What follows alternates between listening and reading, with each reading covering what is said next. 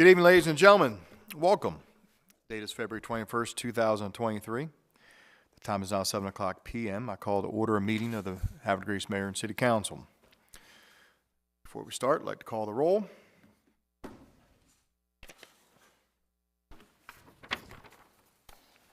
Council President Ringsager. Here. Councilmember Zinner. Councilmember Boyer. Here. Councilmember Shenegas. Here. Councilmember Robertson. Here. Councilmember Martin.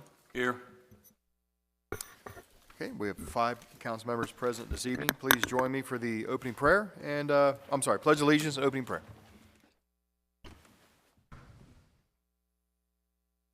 Pledge allegiance to the flag of the United States of America and to the republic for which it stands, one nation, under God, indivisible, with liberty and justice for all. If I could ask everyone to kindly remain standing, as it gives me a great pleasure to call forward Reverend Gene Proud of Proud Evangelistic Association. Good evening, sir. It's good to see you. It's good to see you, too. Yeah, I see you're trying to rush through the agenda, too. I managed to do that in my meeting. I set a new record for the shortest meeting that we'd ever had. So I understand what you're going through. Let's pray. Lord, even when we have fun, even when we recognize what we need to do and want to do it efficiently and quickly, we still want to follow what you're doing, get the wisdom and knowledge from you so that all of the people of the city will have calm, peaceful, safe lives. So bless this council and each member in it so that they could do that for you. In Jesus' name, amen. Amen. Reverend, thank you so much.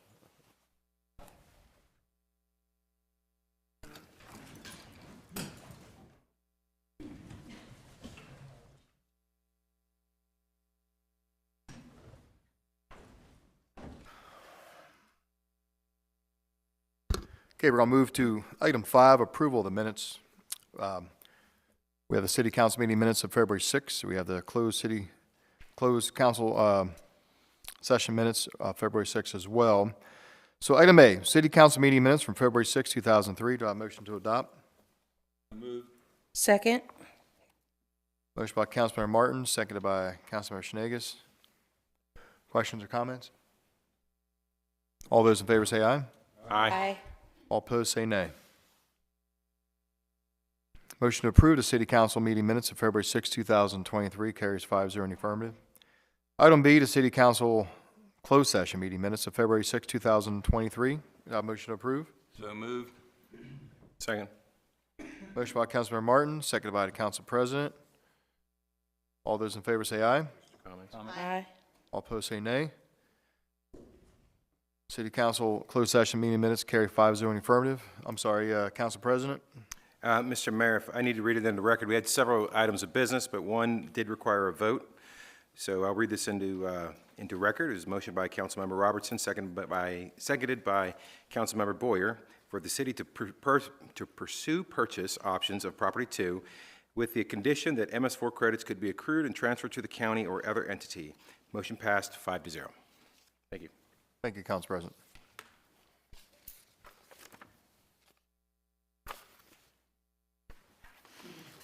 Item 6, comments from citizens. This is the part of tonight's meeting that if you wish to speak on an item that's on the agenda, this is the time to do so. Also, if you're here to speak on any other matter of city business, it's the time to do so as well.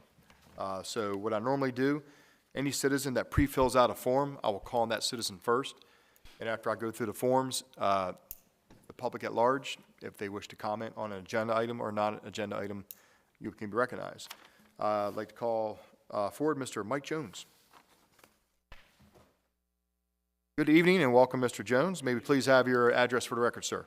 My name is Mike Jones, 625 South Washington Street. Welcome. Thank you very much. I'm here tonight with a couple of comments on the rental ordinance you're going to introduce tonight. Just a couple brief comments. I'll be back in a couple of weeks with a public hearing. But It seems like a very heavy lift for the staff for only $6,000 in revenue. And it also seems to me like it's almost easier to ask for forgiveness than ask for permission. Having said that, I think that the challenge is I'll be one of the first people that comes through the door looking for a short-term rental license or whatever you're going to call it. And it's very likely the city is going to hold that up because of an ongoing question of capital cost recovery charges. So I'm here tonight because as part of that moratorium, I disagree with the interpretation of the moratorium, and I also disagree with the interpretation that there is a second charge due. Now, set aside, excuse me, set aside the idea that this is about fixture counts, because it's not. The code very clearly says that you have to have a change in use. The city has determined that change of use is from residential to rental, that there's a business use of some kind that you get from renting your house or part of your house or whatever it might be. Now, the Court of Appeals has taken a completely different approach and basically said that's not the case. The use does not change if you decide to rent it or get rental income from it. So having said that, I don't think that my house should be imposed a charge, but the second thing is, even if I'm wrong, there's no way that my house should have commercial fixture counts as opposed to residential fixture counts. As you know, you got a letter that says 73 fixture counts, and therefore a second charge is due. And the way the city got to that is they calculated that all the toilets and plumbing fixtures in my house were commercially rated. So instead of being residential and a count of 52, it became a count of 73. Now, I guess what I'm asking for is a waiver under the same general guidelines, Chapter 1, that the city council can do that will allow me to get both my use and occupancy permit and get my rental registration issued. I had my my final inspection on January the 12th, and my rental registration has been in since January the 25th. So I'm looking for both those things to be closed out, and I'm hoping that you can help me with that. Mr. Jack? I believe what Mr. Jones is referencing is the city's moratorium ordinance, which says whenever there's a lawsuit pending that involves the interpretation of a city code ordinance or contract, and that particular interpretation is at issue, that anything related to that particular item will not proceed further in the city along the way of approvals until it's resolved by the court after all appeals have been utilized. And there is an exception if the person subject to the moratorium wants, they can seek a waiver from the moratorium directly from the city council. So by majority vote, city council can waive the moratorium. Thank you. Councilmember Boyd, you want to say something? I have a question. So are you saying that the city is interpreting your house as a commercial property, Yes, not a residential property? yes.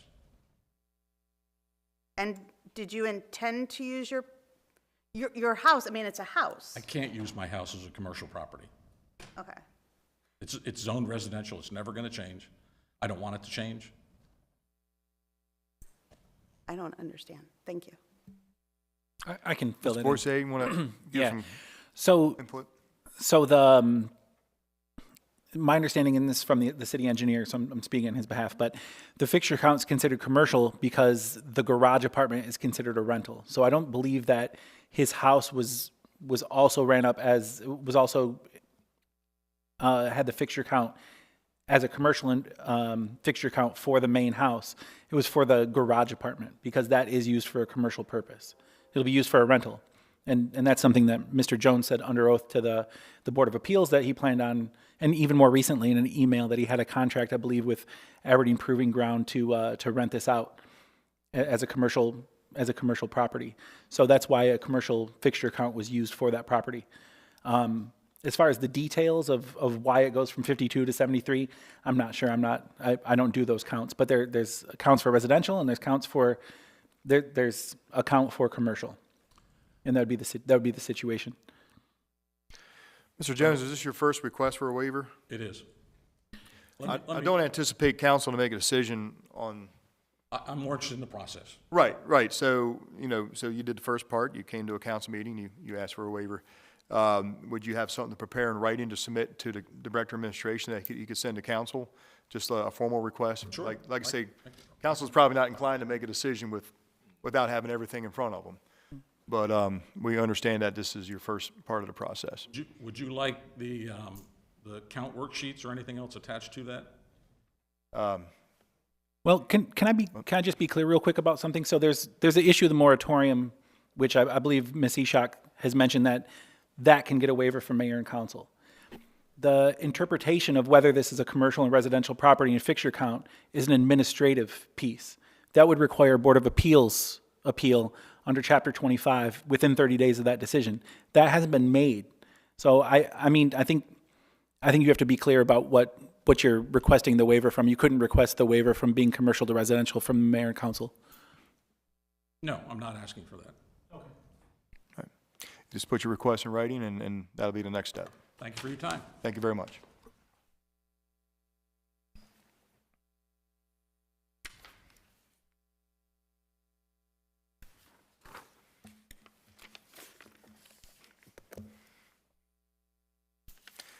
Ms. Kathleen Lee.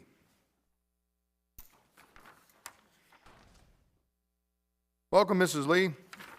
May we have your address for the record? 314 Bourbon Street, Welcome. in the Historic District of Havre de Grace. There's an ordinance tonight amending Chapter 97, Section 4, increasing the Historic Preservation Commission membership from 9 to 11. We desperately need this. Our Historic Preservation Commission preserves sites, structures, and districts of historical and architectural significance in Havre de Grace. Most of the older city of Havre de Grace is a National Historic District of about 1,000 properties. The National Register of Historic Places, administered by the National Park Service, conveyed this designation in 1982. The preservation of these buildings and the environment they are within is a public policy of the city of Havre de Grace, City Code 97-2. What do we do? Generally, we keep track of all those structures and their environment and respond to any changes taking place which would be detrimental to the quality of the historic Havre de Grace. We review proposed alterations, demolitions, and new structures. We watch out for deteriorated, vacant, or abandoned buildings. We consider not only the buildings, but the historic streetscapes. We also continue to develop and maintain the Lafayette Trail and conduct tours. We nominate and present annual Historic Preservation Awards, which are given by this council and the mayor for authentically preserved properties within our historic district. We also nominate and present annual Beautification Awards, given by the mayor again and the city council. These properties are not necessarily historic, but blend in with the other restored properties and enhance the appeal of our city. We also, at this point, are advising and assisting the city in developing a park and a museum at the Moore Family Homestead. We're also advising and assisting the city in compiling a list of 31 recognized heritage properties and designing the signage and detailed historic architecture and cultural information for each one. We would like to prepare welcome packets for new owners of historic properties. We did this in the past, but we just have too many things going on now to continue doing it. These packets contain historic information based on deed searches and already published history about the significance of the building or the prior owners going back to when the structures were originally built. Members of our commission, we're all volunteers. Some of us have full-time jobs. Some are active in other city commissions and foundations. Some own and are restoring historic properties. It would be great to have a commission member volunteering full-time, but that probably won't happen. We're spread a little thin with all the work we are now having to do in the future. We would like to have 2 additional members to take up the slack, so to speak. Thank you, the city and mayor, for proposing and approving this ordinance. And that's it. Thank you very much, Ms. Lee.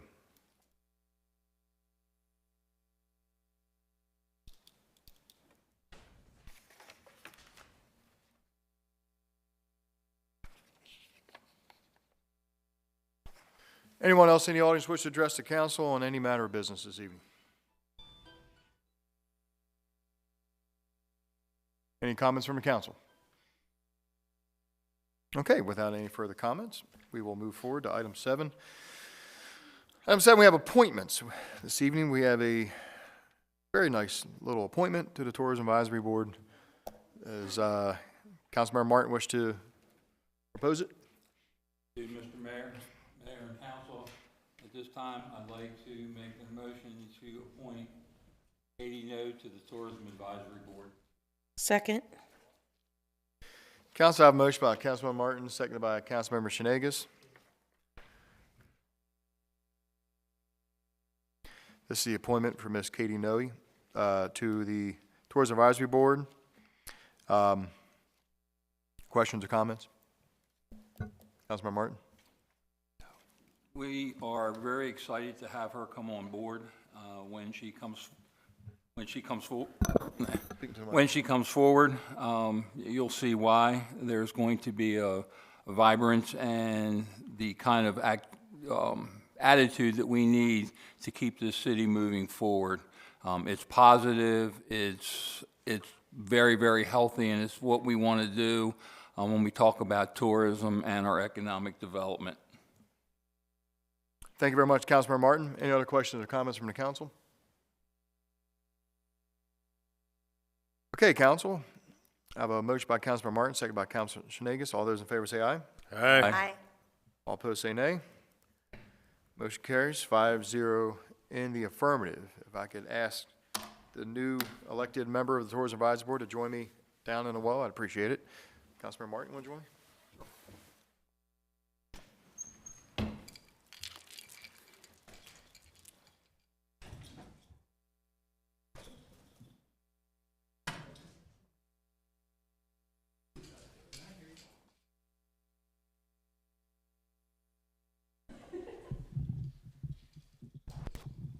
The memorable photo.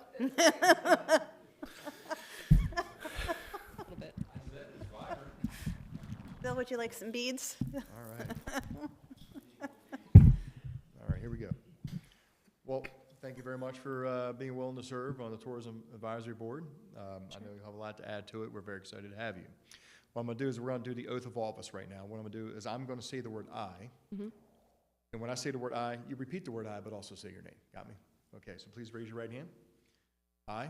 I, Katie No, Do solemnly swear do solemnly swear that I will fulfill the requirements that I will fulfill the requirements of the office I'm about to assume. of the office I'm about to assume, That I'll be faithful to, that I'll support the Constitution of the United States. that I'll support the Constitution of the United States, That I'll be faithful and bear true allegiance that I'll be faithful and bear true allegiance to the state of Maryland to the state of Maryland and support the laws, and support the laws Constitution thereof. and Constitution thereof, And that I will faithfully and impartially, and that I will faithfully and impartially, without fear of favor or prejudice, without fear of favor or prejudice, discharge the duties discharge the duties as a member of as a member of Tourism Advisory Board the Tourism Advisory Board for the City of Havre de Grace. for the City of Havre de Grace That's my ability. to the best of my ability. Congratulations. Well done. Real quick, and we'll have you sign something.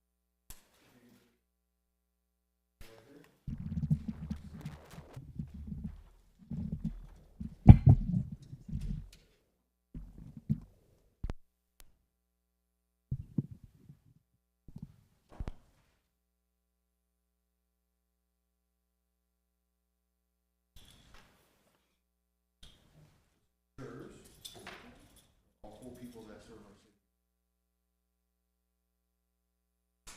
Very, very much for taking the time. Let's get a couple pictures of this guy. This is also my challenge.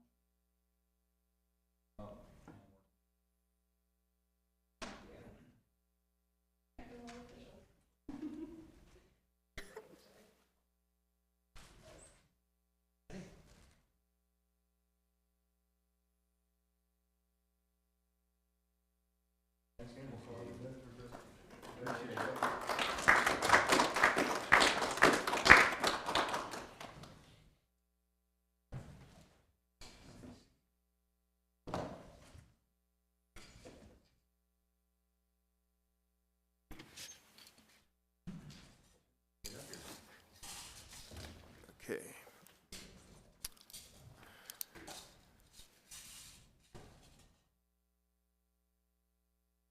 Okay, item 9, recognitions. This evening, we have no recognitions. Item 10, proclamations. No proclamations this evening, but we do have a presentation, and that's going to be an update from the Arts Collective. And I'd like to call forward Katie No, Executive Director. And I think Jim's going next, right? Okay, all right, Jim. All right, let's make sure I don't break this first. There we go. Good evening, Mr. Mayor, esteemed council members and administrators and citizens.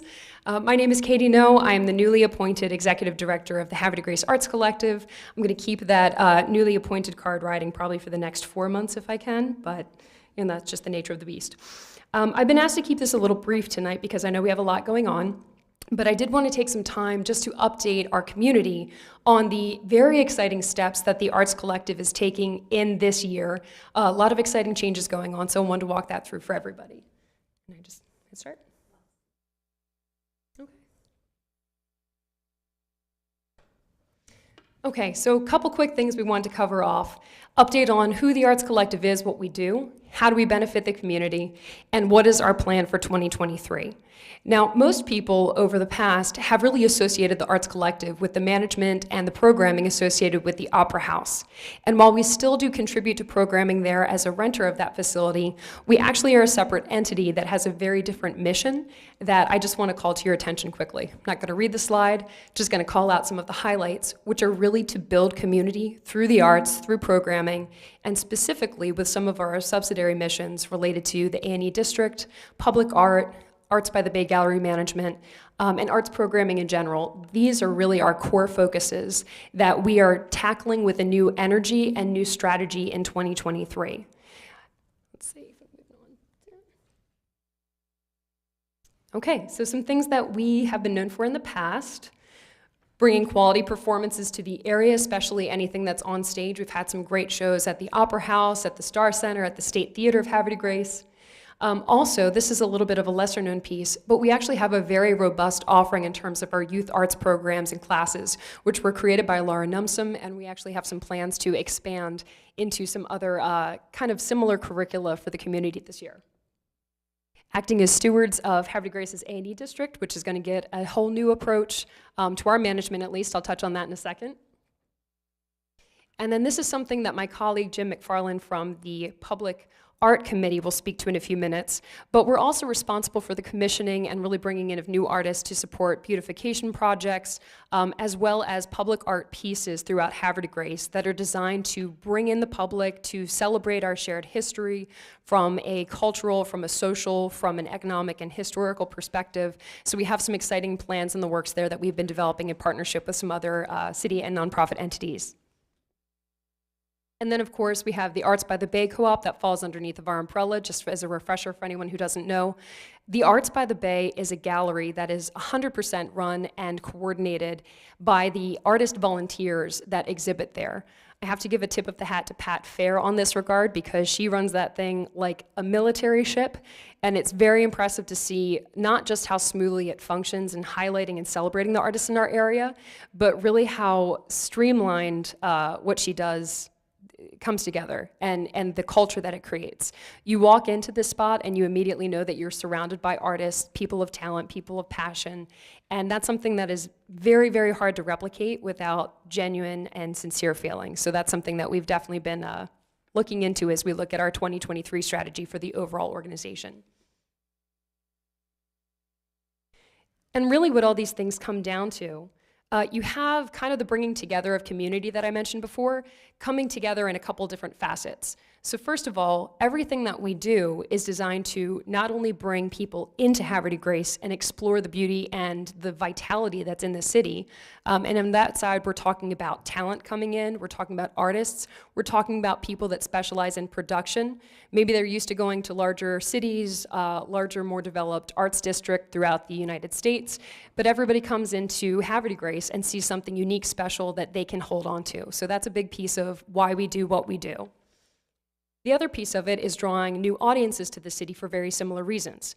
If you've got talent that's coming in, if you've got artists, exhibitors, et cetera, that are coming in here and finding something special, that means that's going to attract a crowd of people willing to buy tickets, willing to buy art, willing to buy and support festivals. So it really is building out the community on multiple tiers right there. And of course, all of this is something that, when done properly with the right partnerships in place, which is a huge focus for us this year, it's something that can be repeated and becomes a sustainable part of our economic footprint for the city, which is huge. Let's see.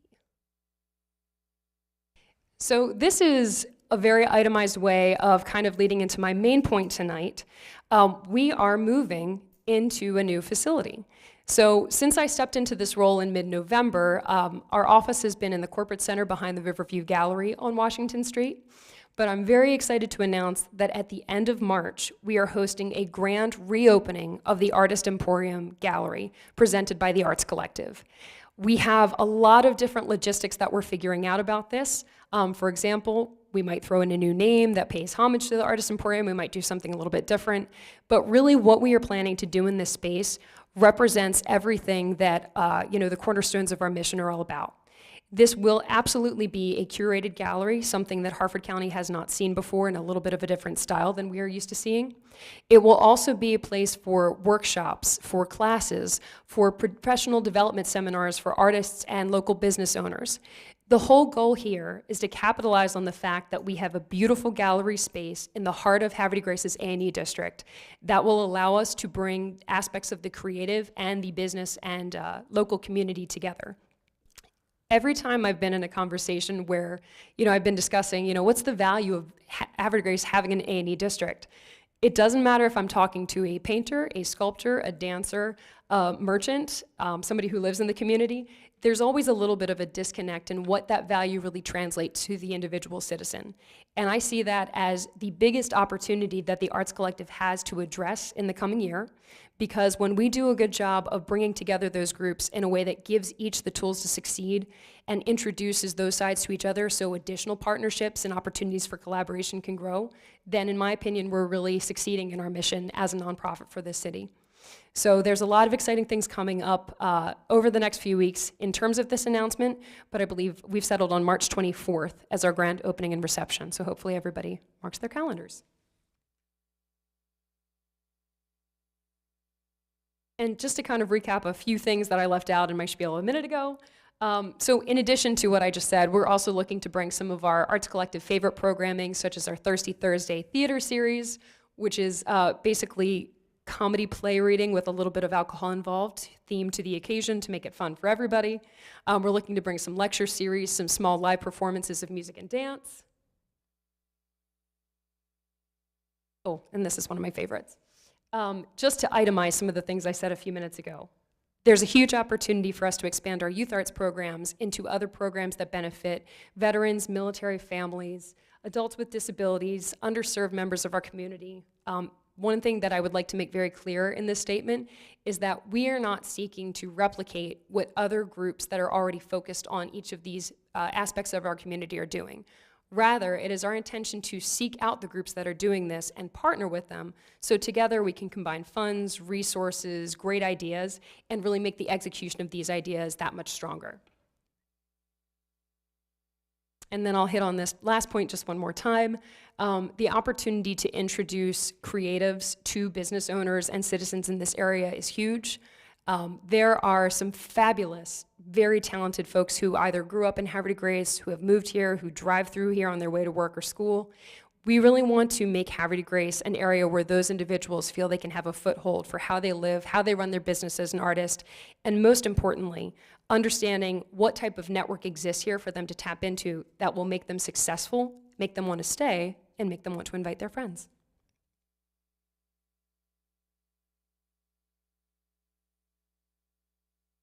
I can feel the 5-minute buzzer going off on my watch, so I will wrap this up very quickly. A couple things just to keep in mind. These are ideas on the horizon as we get our feet under ourselves this year, but a phase 2 idea that I'm very excited about is also expanding this approach outside of the independent artists and business owners in our area into more of a student tier. The reason why I'm personally passionate about this, Harford County native, when I graduated from school and went through a couple of different ideas about what I wanted to do with my life, I spent some time kind of kicking myself for not just moving to New York or LA or DC or someplace that I perceived had a better market where I could be successful as an artist. What I have found since coming back to Harford County, and specifically Havre de Grace, especially as a business owner and member of a family that spends most of our time in the city, there's so much talent and there is such an aptitude and a heartfelt interest in seeing these types of things succeed. So a lot of what we would like to do with our second phase of this gallery space for the Arts Collective is have programs that actually invite college-level students in who either are involved in the studio arts or involved in arts management, nonprofit management, and use this as kind of an incubator for them to get some experience and expand what they can do. So they realize they can continue to grow their skill set in their communities and contribute here versus feel like they need to leave to go somewhere to be successful. And the other thing, of course, I'd like to tie in here, we have a great relationship with the Harmerstown organization. They have excellent ideas coming up in the next few years. What we really see this gallery being for the Arts Collective is a little bit of an incubator and a stepping stone place into a lot of the opportunities that Harmerstown will present, especially in terms of the maker spaces and exhibit opportunities moving forward. I think we're always going to have some different tiers of individual creatives who would like to use different spaces for different reasons, maybe have different budgets for their own personal reasons. But the beauty of what this looks like is that we have an answer and a home for everyone in the community, which I think is something that's very special and very important, having a robust creative community.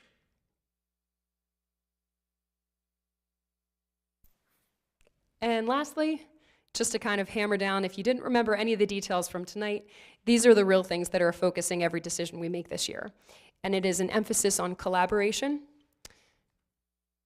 It is changing roles from being a producer or presenter of arts and entertainment into being an enabler, really meaning tapping into these other groups, other partners who are doing kind of the same thing, but figuring out how we can use our individual strengths to really magnify the results. And then we really want to make sure that everything that we do is taking care of something that hasn't been solved for in the community or can be solved for better. We never want to be the +1 option for something that's happening. We would much rather find something that's unique and complementary because that's what's really needed to make our focus grow.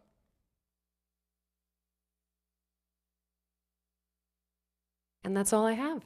So thank you very, very much for your time. It's meant a lot to be able to share our updated vision and strategy with the community, and I appreciate everyone's support in making this happen this year. Katie, thank you very much. Great presentation. Any comments from the council? Councilmember Martin. Yeah, one, remember I said when we were adding her to the Tourism Advisory Board, we were getting enthusiasm and vibrance. We have it. Thank you again, Katie, for what you're doing. Thank you. That means a lot coming from the council member in the shiny shirt.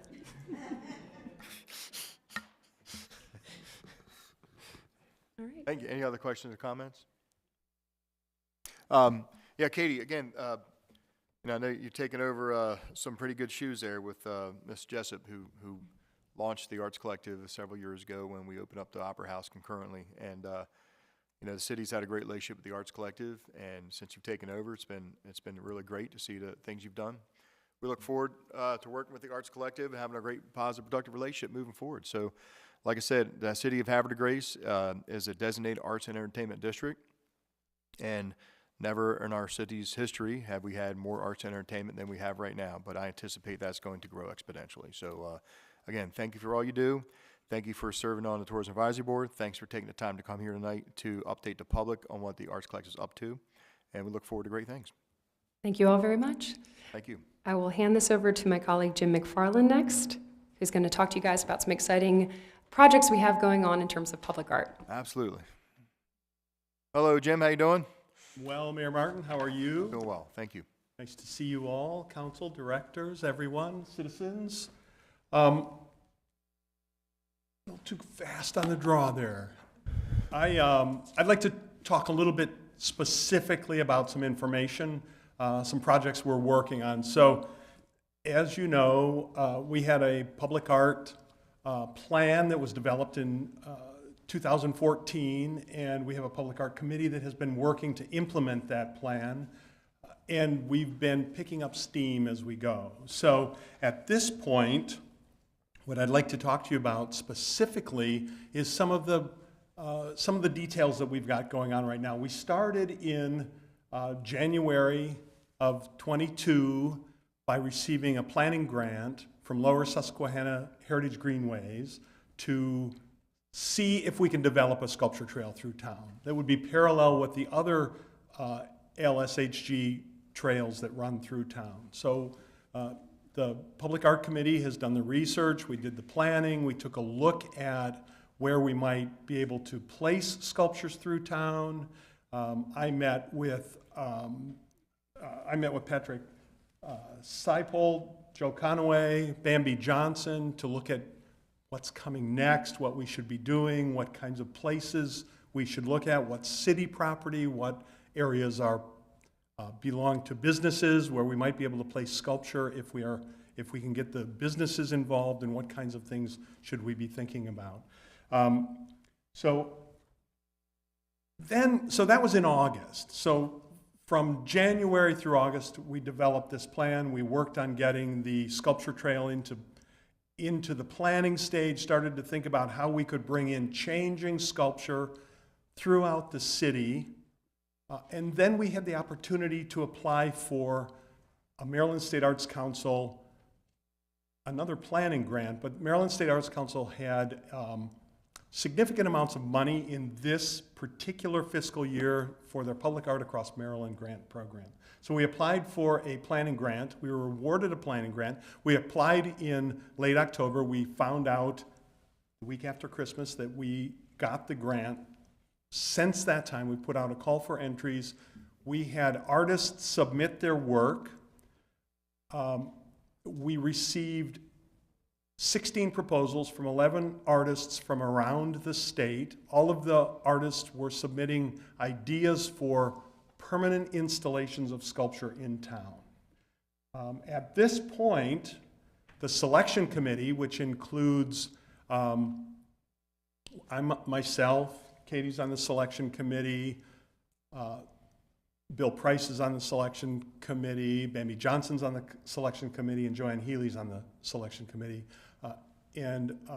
We were looking specifically at sites that could be at the Lock House Museum or potentially other sites in the downtown area. So as I said, we had 11 artists that made 16 proposals. Of those 11 artists, or of those 16 proposals, we chose 7 proposals to go to a finalist stage. And what the finalist will do is bring in either models or site plans or additional information that will show us what the sculptures will look like in place in the city.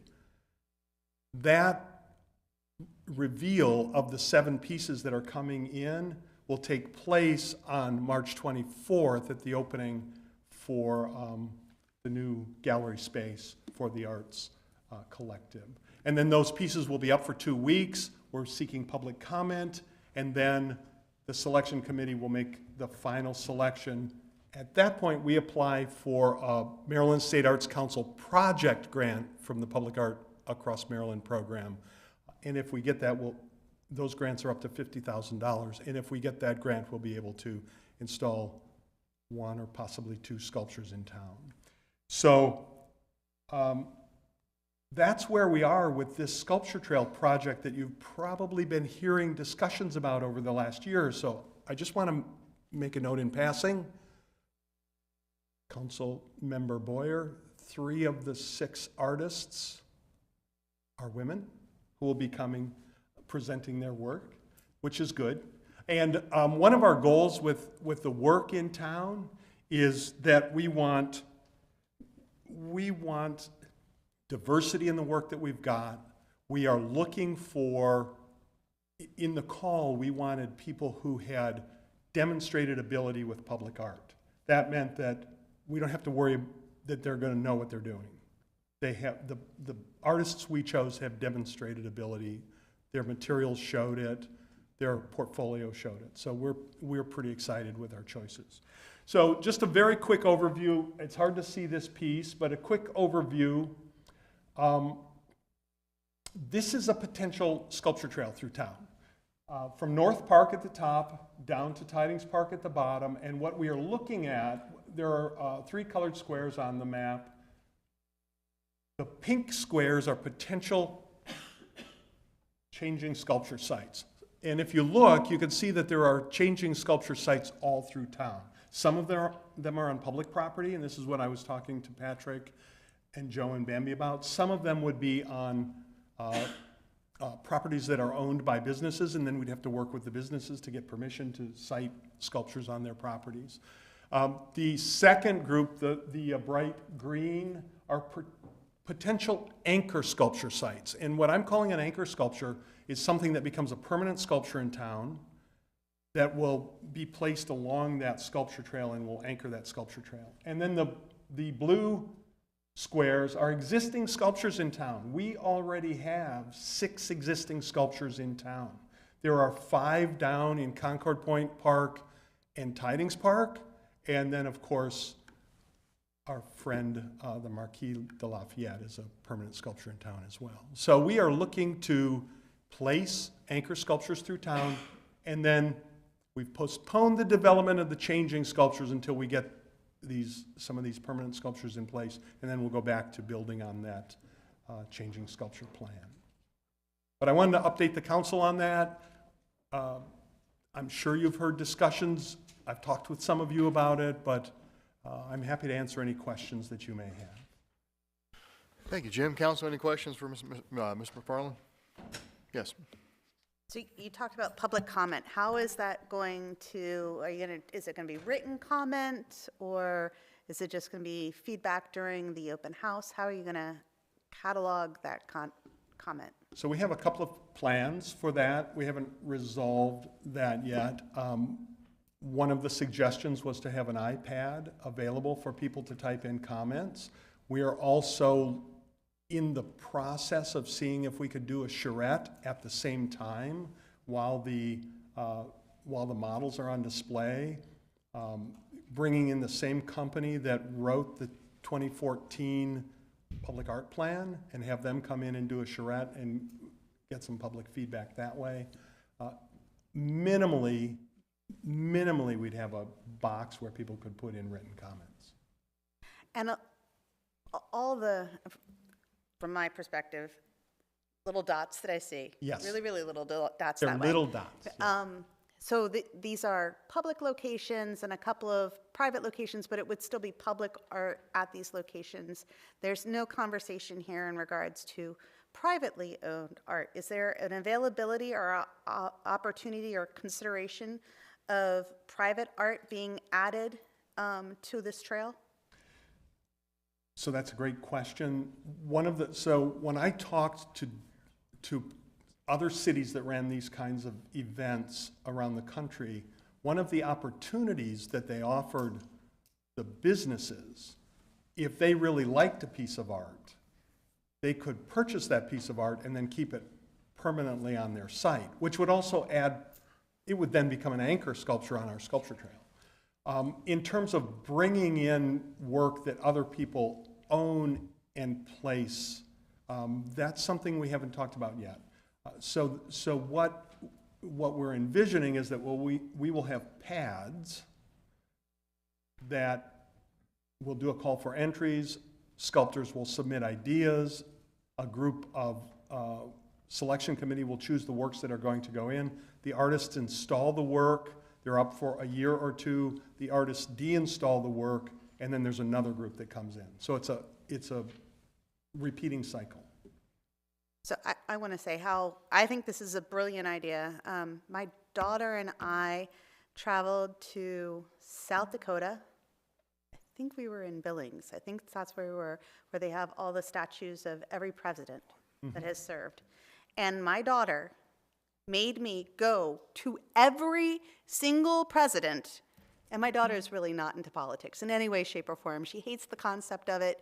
Both of her parents were very involved in it. She has nothing to do with it. But she wanted a picture with every single one of them, and that it made us go through every part of that town and get to really experience and see the town. So I am 100% on board. I think this is a brilliant idea, and you know, at some point you're going to run out of places to put it, and that's why I want to bring up the concept of potentially private ownership of some of this art and putting it in other locations.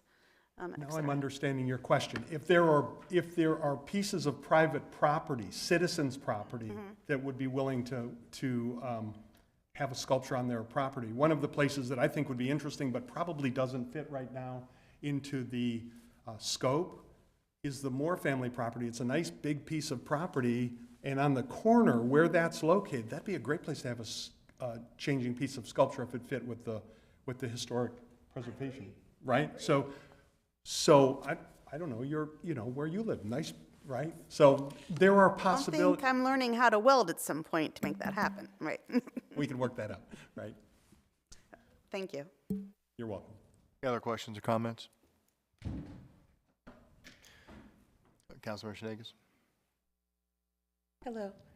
Just to add with if you were to include private property, would the public be able to access it, or would it be gated off? Would it be, if you were to consider it, would it be visible so people could see it, but still be protected?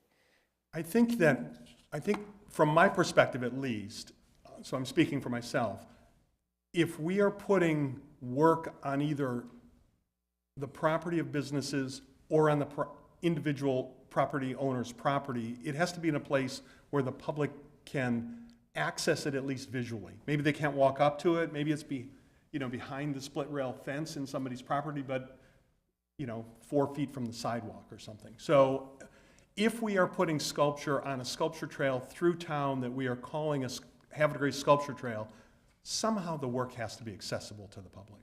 Okay, great, thank you. You're welcome. Any other questions? Jim, thank you so much. Very exciting stuff, and I'm very appreciative of all the time you take to make this happen. So Thank you. you're the man. My pleasure. All right. Believe me.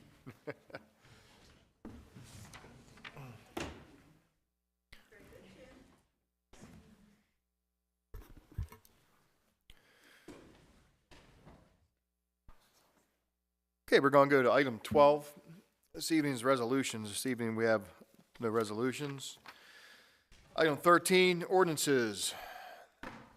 Got a couple. Item A, ordinance number 1091 on second reading. This one's going to go to the council president.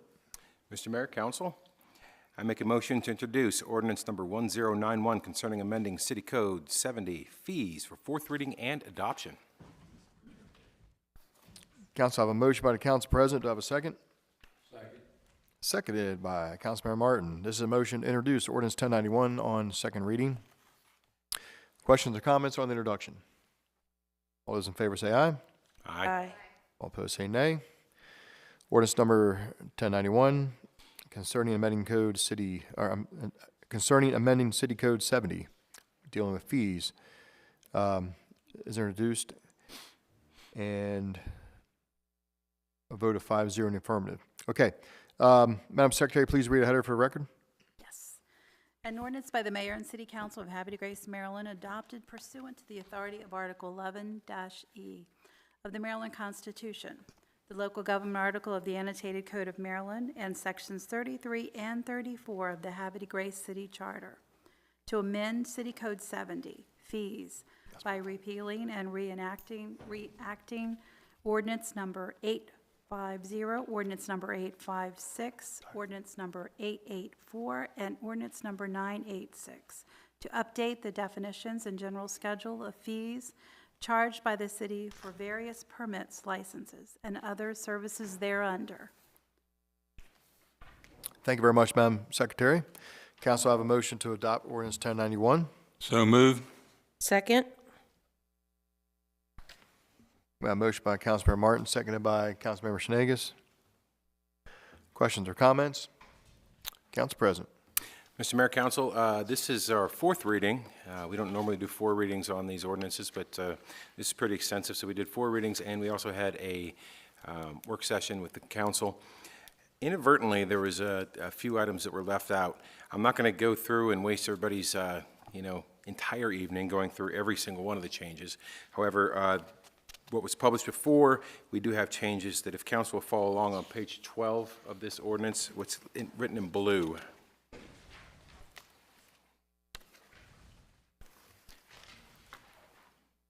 So I make a motion to add these amendments to them. They're specifically fees for the community center on this one. So the community center rental fees for weekends Friday through Sunday. And that's still $1,100 deposit with the 50% non-refundable prior due 60 days prior to event. And then the rental fee Monday through Thursday, that's a $400 daily rental, 8 a.m. to 4 p.m., $50 per hour, evening rental, 2-hour minimum. Moving along. For reduced rates, and these reduced rates are all for community organizations with special applicability. For the Parks and Rec dance team for the summer camp, Monday through Friday, full days, that's $500. For city employees, one time per year must be for the employee's personal use, and the employee must be on-site for the entire event, $500. Chamber of Commerce, Community Projects of Havre Incorporated, Arts Collective, one time per year, $250 cleaning fee only. Vulcan has no charge anytime during non-peak times, November through April, responsible for setup and cleanup. Harford County Sheriff's Department, Officer Training and Recognition Event, Cub Scouts Blue and Gold Award Dinner, Boy Scouts Eagle Award Recognition, Red Cross Blood Drive, the Susquehanna Host Company Membership Recognition Event, a request only by the Fire Chief, Havre de Grace EMS Membership Recognition Events, request only by the EMS President. And those are no charge, one time each annually, must be during non-peak times, November through April, responsible for setup and cleanup. And then the key deposit is $100, refundable if all conditions are met. And I make a motion, Mr. Mayor, that those be added to the ordinance as submitted. Second. Council, I have a motion by the council president for the proposed amendments, as he mentioned, on the fees dealing with the community center, seconded by Councilmember Martin. Questions or comments? Councilmember Boyer? I just want to confirm that all of these fees and current, just put it fees. All of these current fees are what we already do. This is not anything new. That's correct. Most of these were just policy. Okay. Yep. Most of them, are any of them not policy previous? I don't think there's one in there that's not a practice policy already. Okay.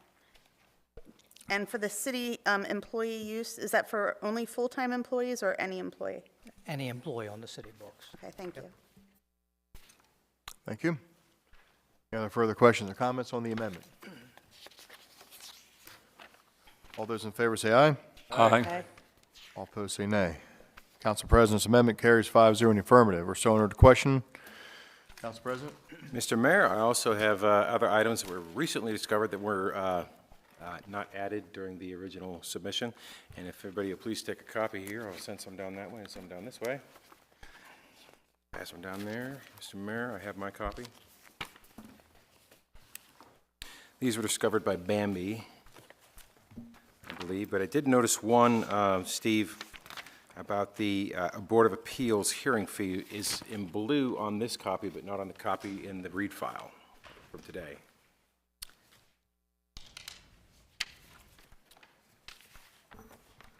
It's we're on going to the- be it's added in blue on the one we just passed. Yeah, on It's not page in- 11. It's not, It's not on the one from today, no. So we'll be reading what's in black today. Right now, that is. But I'll go ahead and add that blue one. On page 11 about the Board of Appeals fee. give me a second on that one, please. Okay.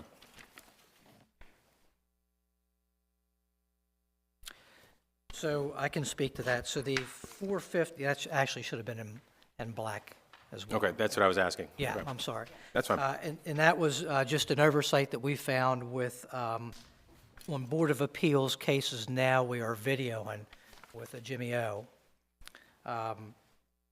So that kind of includes that cost. That's why we bumped that up $100. Okay. Yep. Sorry about that. Colorblind. All right, so Mr. Mayor, I make a motion that the following amendments that I'll read now be added to the ordinance. On page 11, under miscellaneous, Board of Appeals fees will be bumped up from $350 to $450, includes the video costs. And if everybody follows along, go to page 14. Under large gym, the 10% of ticket sales is not applicable to HDG nonprofits. Under small gym, ditto, the 10% ticket sales is not applicable to HDG nonprofits. Under auditorium, the 10% ticket sales is not applicable to HDG nonprofits. The technician has a minimum $20 per hour, 4-hour minimum. And for the Opera House, the technician has a minimum $20 per hour, 4-hour minimum. And reduced rates. For the Havre Grace Arts Collective, 4 dates per year, 1 each quarter during non-peak times, no rental fee charge. Responsible for the cleaning fee must be flexible, should be full price rental, request the same dates. Havre Grace Colored School Foundation, annual Langston Hughes presentation during a non-peak time, no rental fee charge, responsible for the cleaning fee, first or second Saturday afternoon in February. Havre Grace Green Team, environmental film every other month during non-peak times, no rental fee charge, responsible for the cleaning fee, it must be flexible, it should be a full price rental, request the same dates. HCG Friends of HCPL and HCPL. Annual Block Congress Music Experience during a non-peak time, no rental fee charge. Responsible for the cleaning fee must be flexible. Should a full price rental request the same date. Friends of the Concord Point Lighthouse, the Shank Lecture Series during non-peak times, no rental fee charge. Responsible for the cleaning fee must be flexible. Should a full priced rental request of the same date. And then next page, please. This is the last of it. The slip tax user fee should state slip user fee. And Mr. Mayor, I make a motion again that that be added to the ordinance as submitted. Second. Just a second here.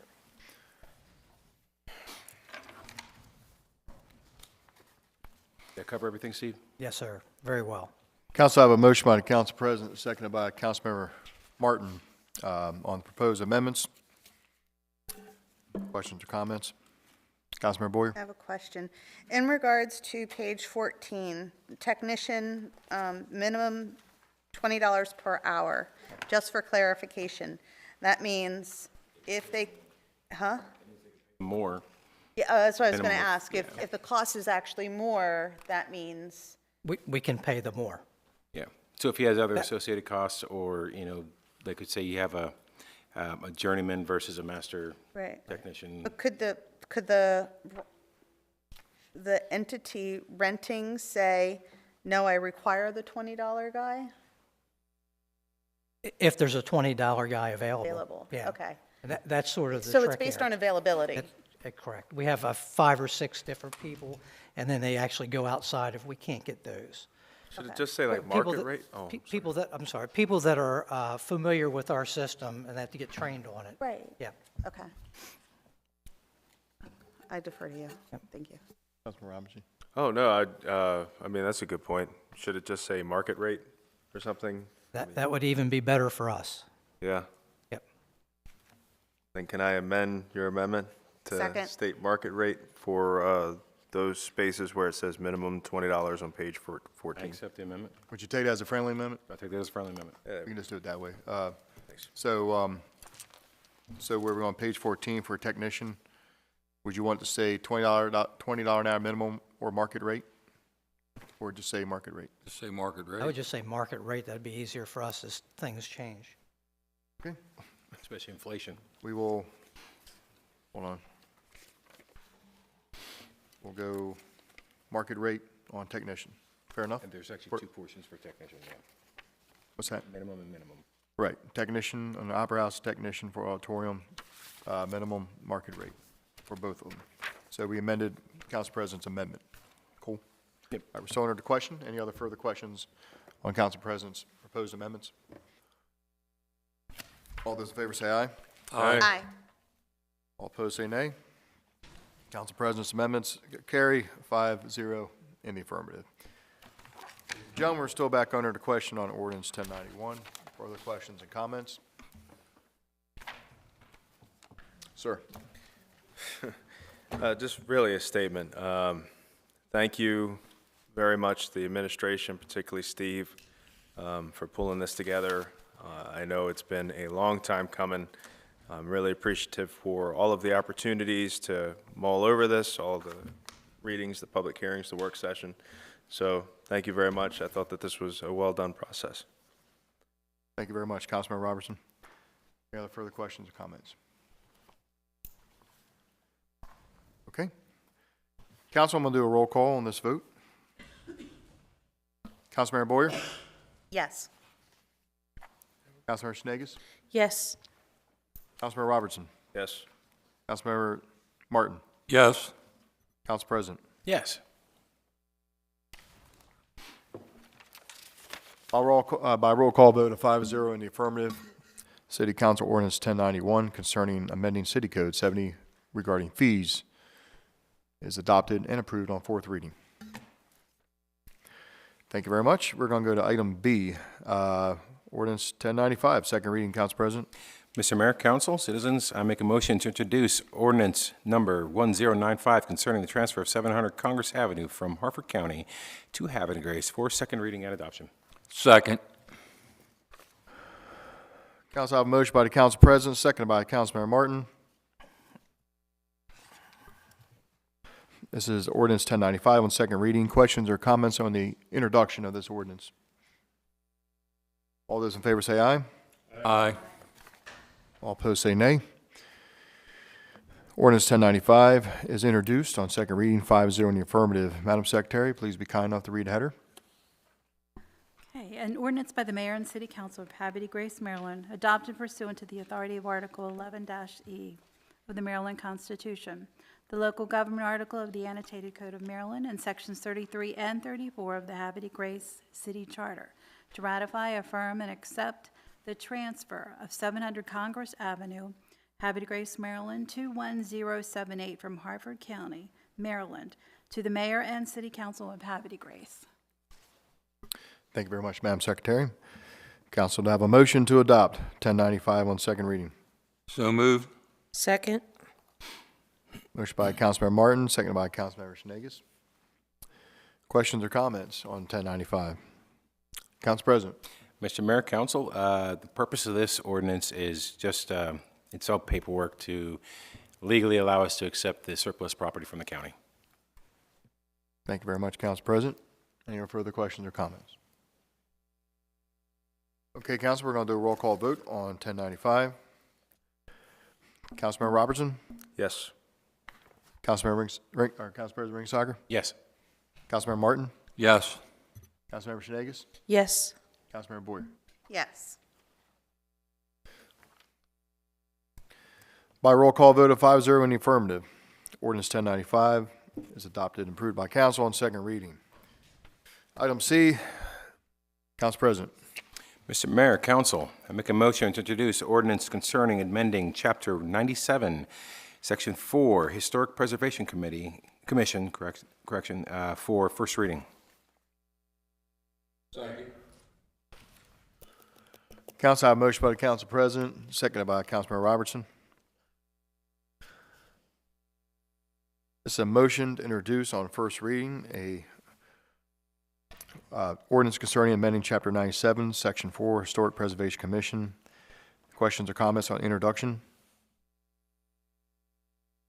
All those in favor say aye. Aye. All against say nay. Motion to introduce an ordinance concerning amending Chapter 97, Section 4, Historic Preservation Commission. This ordinance is introduced and approved 5-0 in affirmative. Madam Secretary, can you please assign this ordinance a number and read a header into the record? Yes, this will be ordinance 1096. An ordinance by the mayor and city council of Havre de Grace, Maryland, adopted pursuant to the authority of Article 11-E of the Maryland Constitution, the local government article of the annotated code of Maryland, and sections 33 and 34 of the Havre de Grace City Charter, to amend Chapter 97, Section 4, Historic Preservation Commission. Thank you very much, Madam Secretary. Council, have a motion to adopt ordinance 1096 on first reading. So moved. Motion by the council president and second by Councilman Robertson. Questions or comments? Council president. I actually don't think I need to comment. You guys heard the comments from the citizens. Ms. Lee did an eloquent job in explaining the need for 2 more members on the Historic Preservation Commission, and I pray that it passes. Thank you very much, Council President. Any further questions or comments? Okay, we're going to do a roll call vote on 1096. Councilmember Martin. Yes. Councilmember Boyer. Yes. Council President. Yes. Councilmember Robertson. Yes. Councilmember Shenanigans. Yes. By roll call vote of 5-0 in the affirmative, City Council Ordinance 1096 is adopted and approved on first reading. Council President, when would you like to have a public hearing on this? How about March 7th? All right. Anybody want to do March 6th? March 6th, I'm sorry, did I do the wrong date? Oh, I was looking, sorry, my fault. Yeah, March 6th. That's Do March 7th if your colleagues want to. It's If up you to want to, yeah. I'm sorry, we're meeting on a Tuesday, and it's not normal, so I looked just 2 weeks down from today. Yeah, so the 6th would be perfect, sir. Thank you. Any problems? Okay. It's always easier when we do it, like we have a council meeting. So. Yeah, you know. Okay, public hearing on 1096 will be at the next council meeting, which is March 6th at 7 o'clock p.m. Thank you, sir. Item D. Council President. Sir, make a motion to introduce an ordinance concerning declaring surplus property to Habitat for Humanity for first reading. Second. Did I mess that up? No, sorry. Council, got a motion by the council president and is second by Councilmember Martin. This is an ordinance concerning declaring surplus property to Habitat for Humanity. This is going to be a first reading. This is a motion to introduce this ordinance on first reading. Any questions or comments on the introduction? All those in favor say aye. Aye. All opposed say nay. Motion to introduce an ordinance carries 5-0 in the affirmative. Madam Secretary, please assign this ordinance a number and read the header into the record, please. Okay, this will be ordinance number 1097.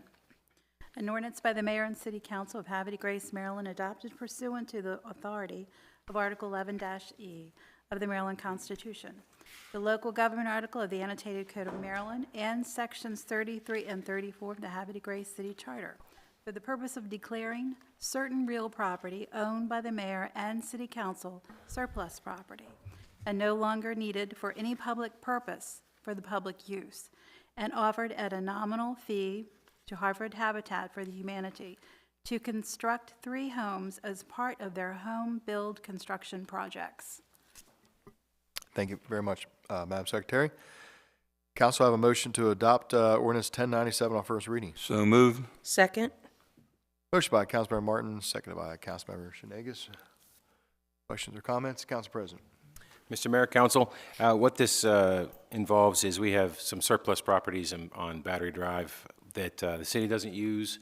Has real no public purpose. I believe there were homes there before demolished, I don't know, but Habitat is looking for properties to build in Havre de Grace. So this gives us an opportunity to help Habitat and help people in the community that want to move to Havre de Grace, or people within the community that already live here, that they can get affordable housing. We know how tough it is to find affordable housing now, and if we can help Habitat with some surplus property that we don't use, I think everybody wins. Thank you very much, Council President. Any other questions or comments? Councilmember Boyer?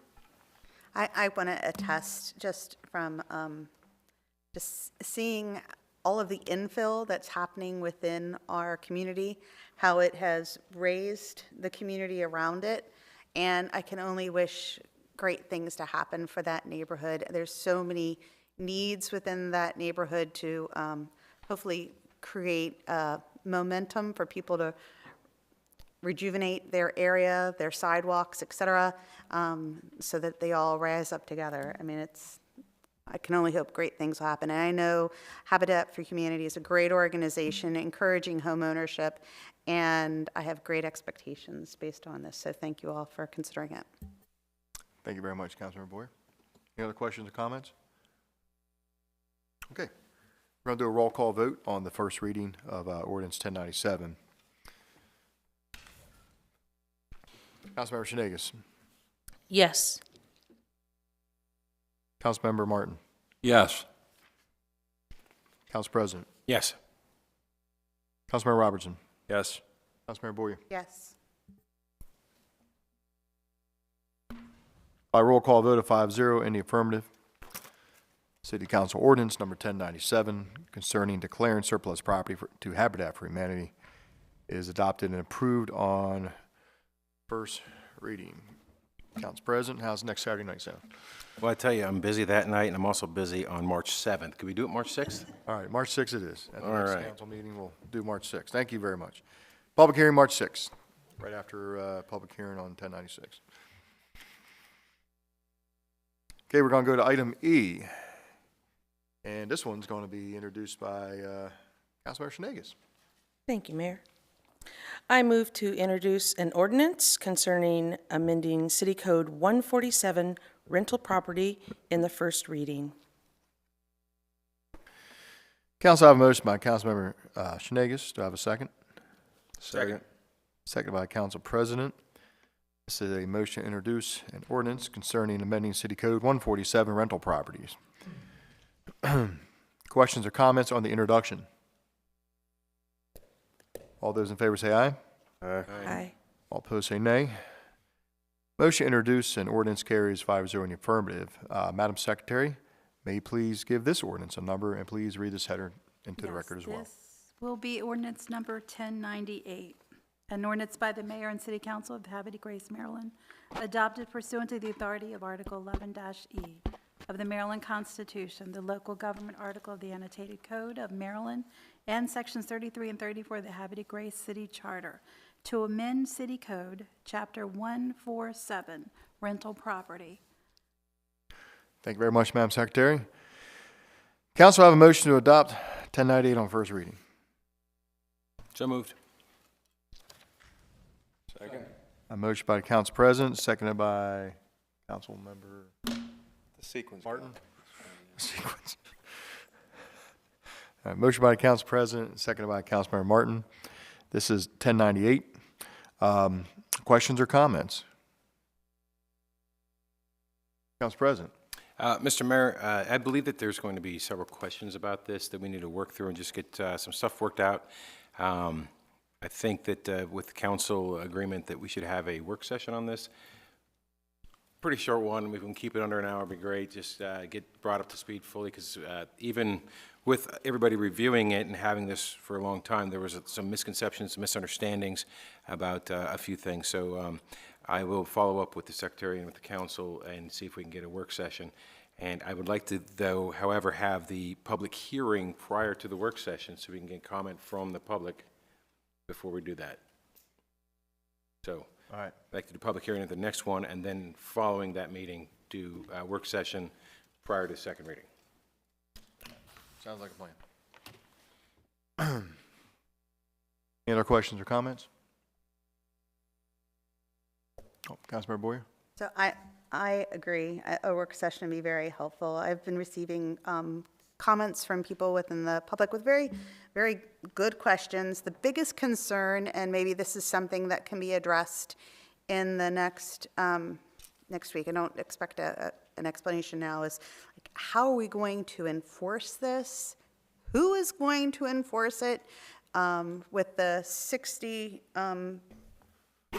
with the, I guess it's the extra $6,000, is that really going to cover the cost to have personnel to enforce it? And, you know, just helping the public in general understand, how did we get to 60? How did we get to 60 units? How did we get to $100 to cover the cost? And will that then apply to other rentals in the city? Is this the beginning of a series of ordinances coming in regards to the way we handle rentals within our city. Those are the kinds of questions that we're getting and would be very helpful to have addressed. Thank you very much, Councilmember Boyer. Any further questions or comments? Okay, council, roll call vote on 1098. Excuse me.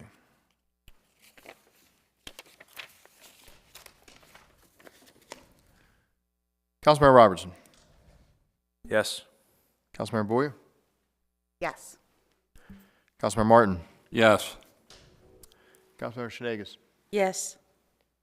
Council President. Yes. By roll call vote, 5-0 in the affirmative, City Council Ordinance number 1098 is adopted on first reading. And did you say you wanted to hold off on the? No, I wanted to have the Want to have the public hearing at the next meeting, Okay, fair enough. and then have the work session in the middle, like. So get the public comment first, okay. Yeah. Public hearing on ordinance 1098 regarding amending code city 147 rental property will be at the next city council meeting, March 6th, and it'll be after ordinance 1096 and 1097. Excuse me. Thank you very much, council. We're going to go to item 14, old business.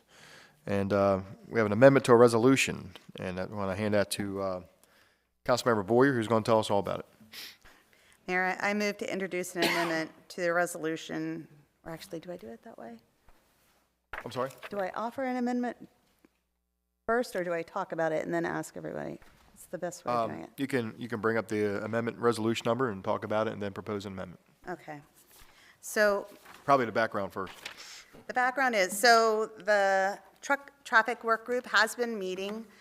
We've had very interesting conversations, identified several items that we needed to collect information on to standardize our approach to what's happening in Baltimore City and Baltimore County, and eventually in Harford County. So it'll be more of a regional kind of approach in regards to maps. We've identified we went out and took lots of photos of lots of signs around the city, identified that we absolutely have a hodgepodge of signs and a hodgepodge of locations. The responsible parties are not just the city, but also the state, and then have initiated the discussion on, okay, where do we go from there? The committee is requesting from council an extension for, I believe it's 6 months to September of 2023 for us to finalize our report. It is taking us a little bit longer than, well, it's taking us a lot longer than we expected. And I think we've made really good headway, but we are nowhere close to being able to provide you with the report in March. So we kindly ask for an extension to September. And there is an amendment in your packets that I would like to offer. Anybody have any questions before I offer any amendments? Go ahead. I more have a comment. The state legislature is also, so your request is very timely. They're working on 2 pieces of legislation about truck enforcement and noise abatement for trucks. So that is something they're working on during this legislative session. So that will not be resolved, and of course, until the end, which would give you more time to find the compliance that the city and you're looking for from the state of Maryland. That's really good to know. I'll try to get those pieces of legislation and send it to the committee members for their review as well, for consideration on it. Thank you. So I make a motion to amend the resolution 2022-28, establish the truck traffic work group to change the date for the delivery of our oral and written report from March to September of 2023. Second. Council have a motion by Councilmember Boyer and second by Councilmember Martin. Questions or comments on the amendment to Resolution 2022-28? All those in favor say aye. Aye. Aye. All opposed say nay. Thank you all. Councilmember Boyer's amendment carries 5-0 in the affirmative. Thank you very much, Councilmember Boyer. I'm going to go to item number 15, new business. We do have a budget amendment, and I'm going to hand that to the Chair of the Budget Finance Committee, Councilmember Robertson. Thank you, Mr. Mayor. Mr. Mayor, fellow council members, I move to approve Budget Amendment 2023-11. Second. Council, I have a motion by Councilmember Robertson. It's approved, or it's approved. It's seconded by Council President Ringsacker. This is a budget amendment 2023-11, fund city-sponsored events through FY 2023. Questions or comments? Councilmember Robertson. Thank you, Mr. Mayor. Just for the pleasure of the viewing audience, this is basically increasing the revenue line for all of the revenue that's generated from the Opera House, the Star Center, et cetera, and then giving that a home in the expenditure side of the house for the upcoming events that happen through those same facilities. Thank you very much, Councilmember Robertson. Any other questions or comments? Okay, Council, I'll do a roll call vote on the budget amendment. Hold on one second.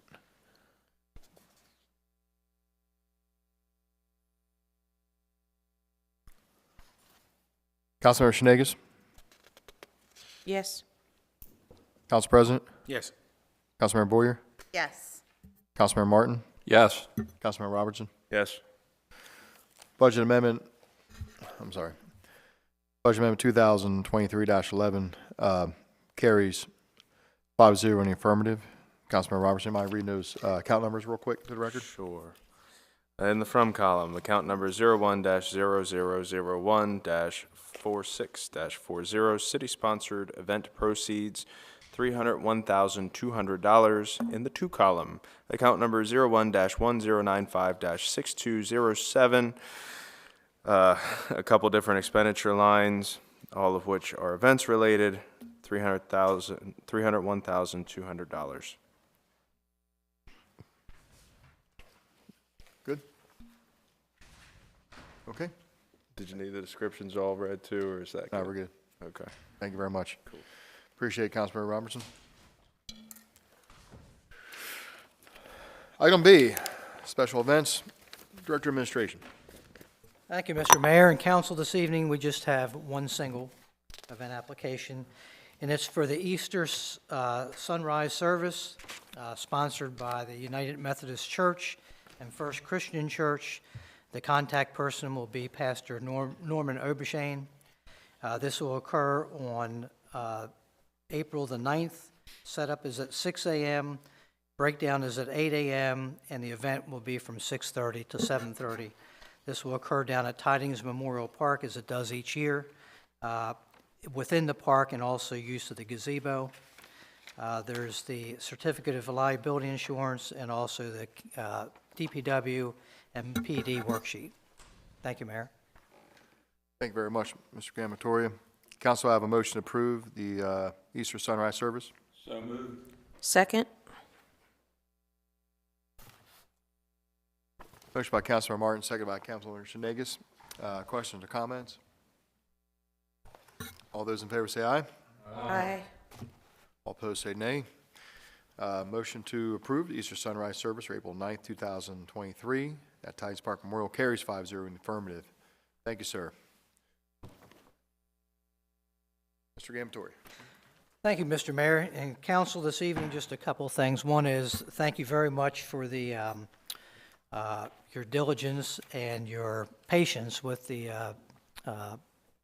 Chapter 70. It was a long haul, it was a long time, and we just recently, since the last meeting, found some sort of policy that the Arts Collective was using when they were running the Opera House, and we went to follow through with the kind of some of the policy that they had. That was why you saw some of the follow-up within the Opera House. But all in all, it was a great job by all, and Council President, thank you for taking care of those amendments this evening.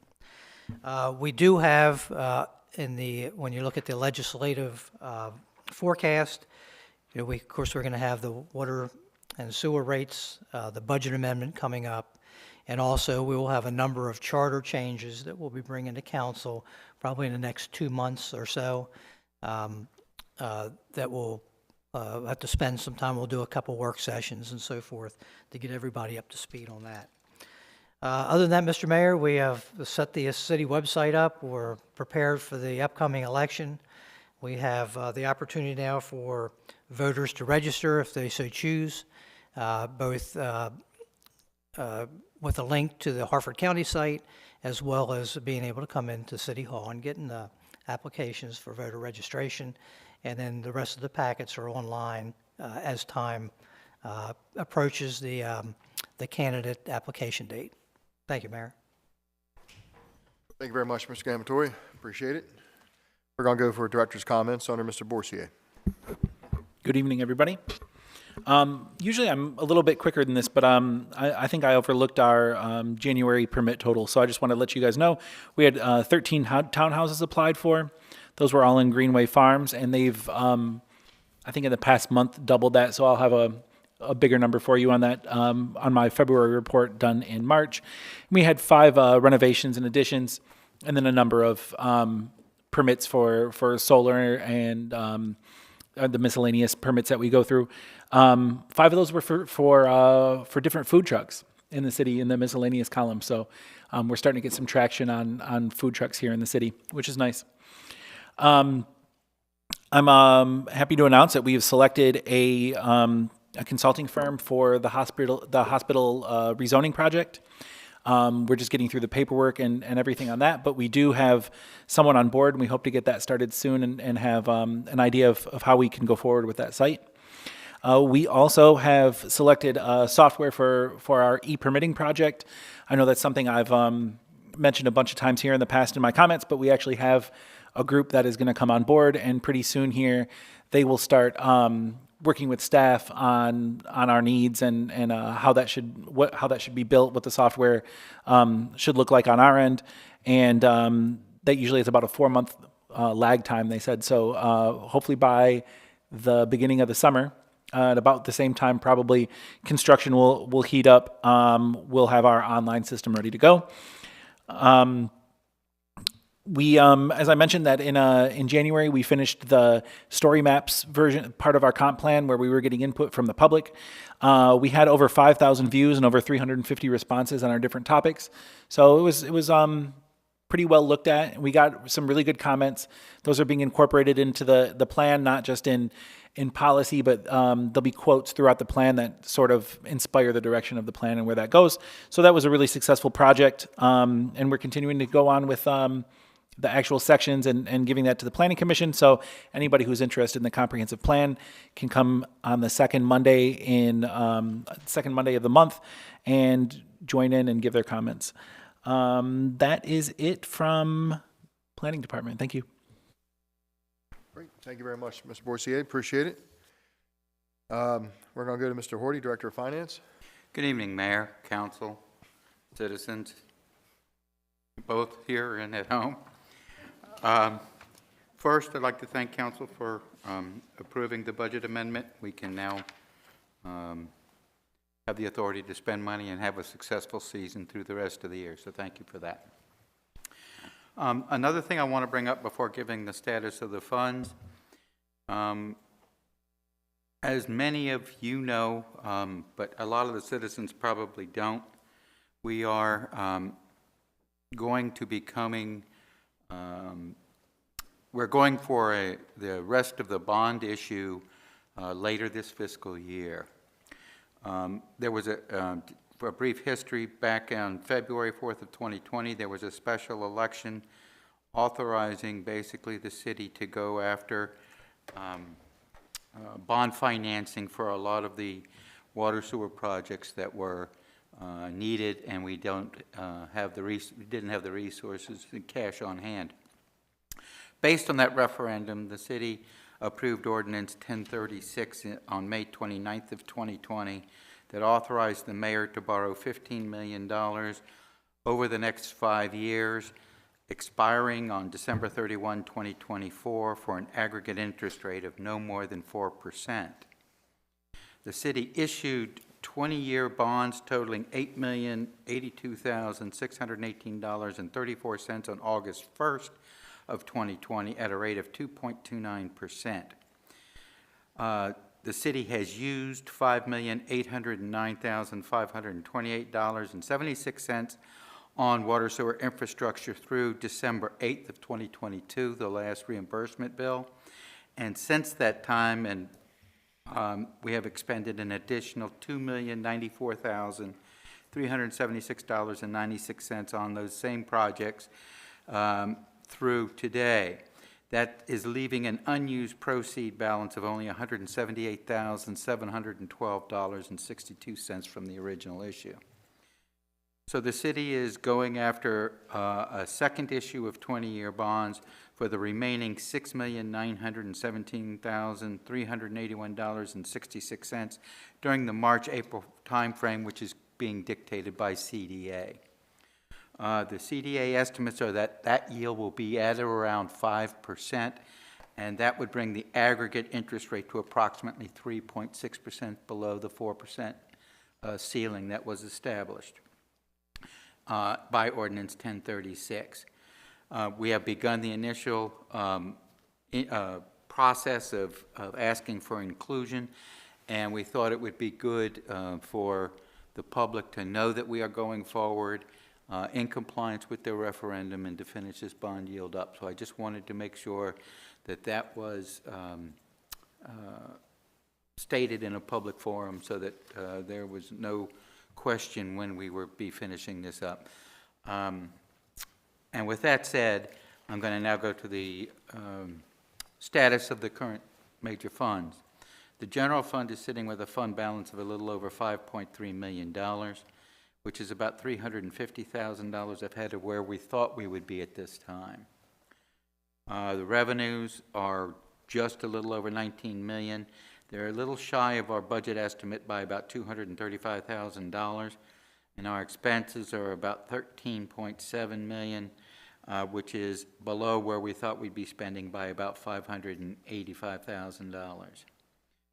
The Water Sewer Fund has a fund balance of just under $365,000. That is greatly less than the last time I reported, but that is because we did the annual payment on the ENR upgrade, which is always due February 1st, and that was anticipated by the budget. So that reduction in the fund balance to such a low level was anticipated. In fact, it's $50,000 above where we thought we'd be after the payment.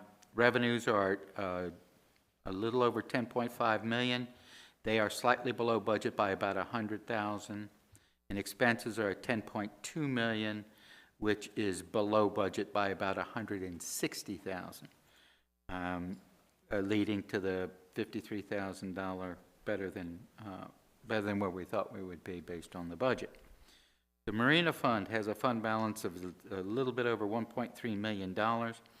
It's above where we thought we'd be by just under $180,000.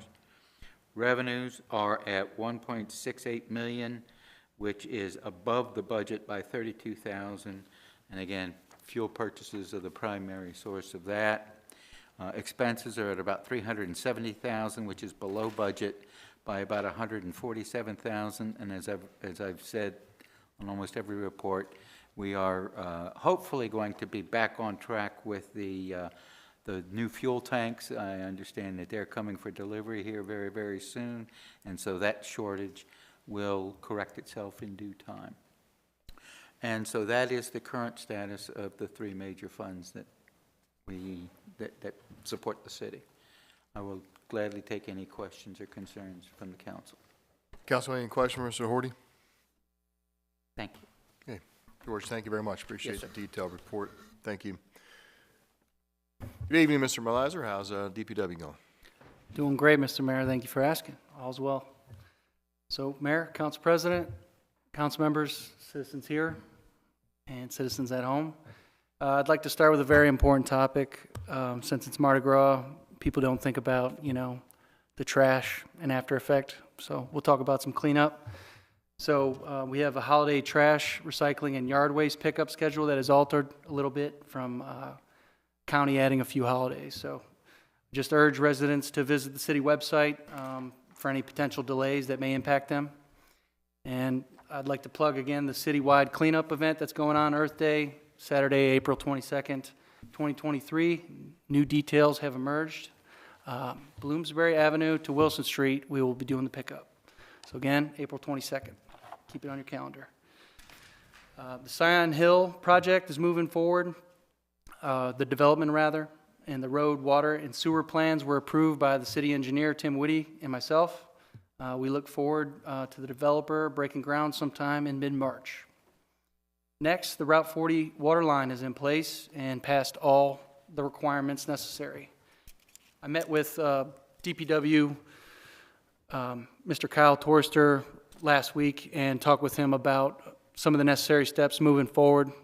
And we're going to go over procedures necessary in our own department, in-house, and meet again with them before we turn that valve and send them 500,000 gallons of water. So hopefully that will all work out well, because we'll plan for it and make sure it does. So speaking of Route 40, the Blenheim Run Apartments will be coming online soon, pending approval from the county to go over some sewer discussions that they need to go over. They met with Fire Marshal Michael Hayden this morning and our Inspector Melvin Mahan, and got the water line tested, so sprinkler system rather. And lastly, the Lily Run project has been, engineering and final design has moved forward with the Lily Run project.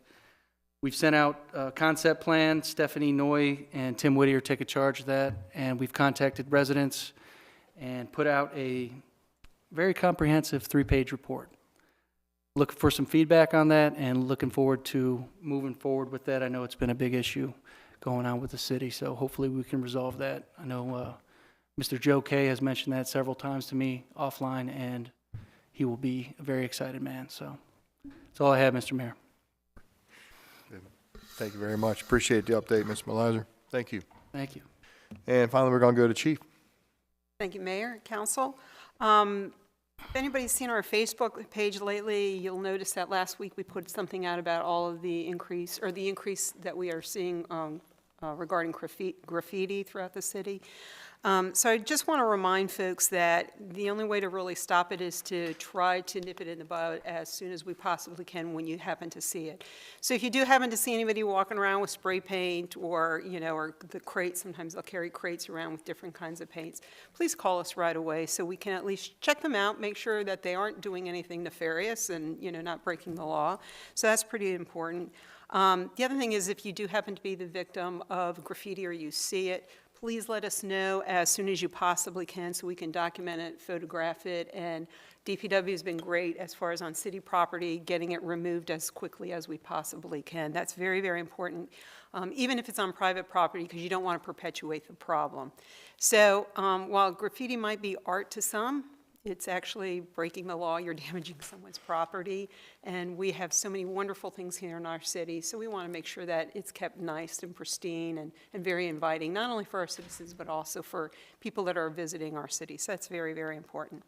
The last thing I want to mention is that the Susquehanna Hose Company is doing a control burn on Saturday, March the 25th, between 10 and 4 o'clock in the afternoon. It's going to be at 1617 Level Road, which is actually Route 155 if you'd rather use 155 instead of Level Road, and that's between Seagull and Canvasback Drive. We'll also have a patrol car there just in case, because sometimes people want to, see what's going on, and slows traffic down a little bit and could cause an accident. So we'll also be there assisting them. And that would be it, Mayor. Great. Excellent. Thank you very much, Chief. Thanks for the update. We're going to go to the next item. I can imagine it's comments from the mayor. Yep, comments from the mayor. So got a couple things I want to talk about tonight real quick. Well, let me just get into the first thing I want to do, the most important thing since I have everybody's attention. So 3 years ago this month, we were very intimately detailed with a young Havre man. His name is Connor Sheffield, who Connor had a condition where his body couldn't digest food properly. And he struggled with it all his life, and then one of the last medicines that he tried was cannabis oil, which allowed him to live, allowed his body to work and function properly. And so Connor had one small problem, though. He found the wonder drug that he was always looking for all his life to help him live, but it was not allowed on school property, and he was still a student at Havre High School. Now, again, this is cannabis oil. And so his dad had to come pick him up, take him off school property, sit in the car, take a little oil, eat, go back to class. Technicality there. And we all know that, the federal government views legalized anything cannabis in a different way than a lot of state governments are looking at it now. So, but anyway, we all got wrapped up in Connor's mission to allow things like that to be administered on school property. And he had a lot of people behind him, a lot of people in his corner, and he had the state, or the Maryland Senate and the Maryland General Assembly behind him. Very bipartisan effort. And and this bill passed. And so he could receive medical or cannabis oil on school. He's been a very busy young man. And now there is a Connor Sheffield Foundation. He's been an inspiration to a lot of people. And remember, he's a Havre Grace citizen. That's why we love him. He's a very remarkable person. He's now in college, and when you know it, Connor is at it again down in Annapolis with another mission.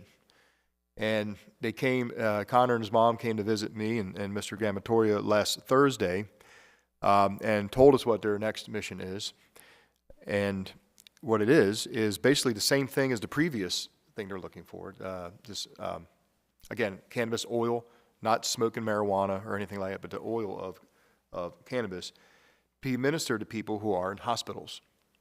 Currently not allowed legally on hospital grounds because most hospitals receive federal funding. And for example, if Connor, let's say, was in an unfortunate accident and had to be admitted to a hospital for a few days, technically speaking, his mom could not give him the oil he needs to eat legally. Or should they even divulge that information with a doctor legally?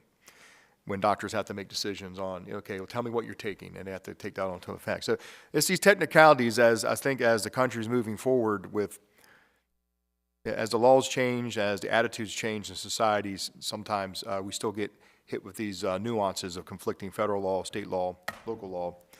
So basically, Connor has been in Annapolis with his mom and his father, and he has a lot of support from legislators for another bill that is the same thing. It's House Bill 1135 and Senate Bill 587. And so basically, I just want to read a highlight to you here. What this does, it expands safe access to legal medical cannabis patients who have a state-issued medical cannabis card at medical facilities. Again, this is for people who have a state-issued medical cannabis card. Right now, our state now allows pediatric medical cannabis patients safe access in school, but not in hospitals. This only pertains to non-smokables form of cannabis. This will also allow transparency between patient and doctor to help reduce drug interactions due to uninformed healthcare provider decisions. It allows people that need their medical cannabis to not decline in health, in further health due to hospital admissions. There's various reasons why this would be approved. So again, so last February of 2020, right before COVID hit, we got together and I think we did an emergency council meeting and we passed this legislation for them because sometimes in Annapolis you just don't know when, well, you know, but sometimes they give you a short window when they're going to have your hearing on a bill in the delegates, in House of Delegates and in the Senate. And so they got their hearing on the 7th and I think either the 8th or 9th for both houses. And I said, well, we could, this is last Thursday. I said we could do this, the March 6th meeting. I'm thinking, oh, shoot, that's kind of a little late because they have to put in to speak a couple of days before. They have to submit everything a couple of days before the hearing. So that's why I'm talking about it tonight under my comments. I'm just asking council if anybody would care to give a motion to support Connor's effort. I think on Thursday, Mr. Gamatory emailed you the House bill and the Senate bill to look at your pleasure. Again, this is already drafted bills. This has already been sponsored. The only thing that the Sheffield Foundation, has asked us. The only thing Connor's asked us to do is this, he came back to his hometown and just asked if we would support it like we did with the other one. And, you know, we're not the law writer here, we're just saying we either believe in it or we don't. And if you make a motion approves, then we will write a letter and say that council approves it. Council President. Mr. Mayor, on behalf of the council, I make a motion to support Connor Sheffield and Sheffield Foundation in support of House Bill 1135 and the subsequent crossover bill. What was the Senate bill number on that? Senate bill was 587. And Senate Bill 587. Second. There you go. Council, I have a motion by the council president, second by Councilmember Boyer. This is in Shanegas. support, I'm sorry, Shanegas, sorry. I was good all night until just now. Until I just almost, okay. Council President made the motion, Councilmember Shanegas seconded. This is in support of House Bill 1135 and Senate Bill 587. Is there any questions, comments? Try to answer them, but yes. I also talked with Connor's mom, and she's working closely with Delegates Johnson and Johnson. And you know, Connor's a great kid, and anything we can do to support him and people like him that need the help, that maybe our federal government doesn't see things the same way that the state does. You know, a resolution from the city council at least can help somewhere in the state. Absolutely. Thank you, Council President. Any other further questions or comments? All those in favor say aye. Aye. Aye. All opposed say nay. All right, motion to support House Bill 1135 and Senate Bill 587 carries 5-0 by council. Thank you very much, council. I know Connor will be very, very honored. And a couple other things.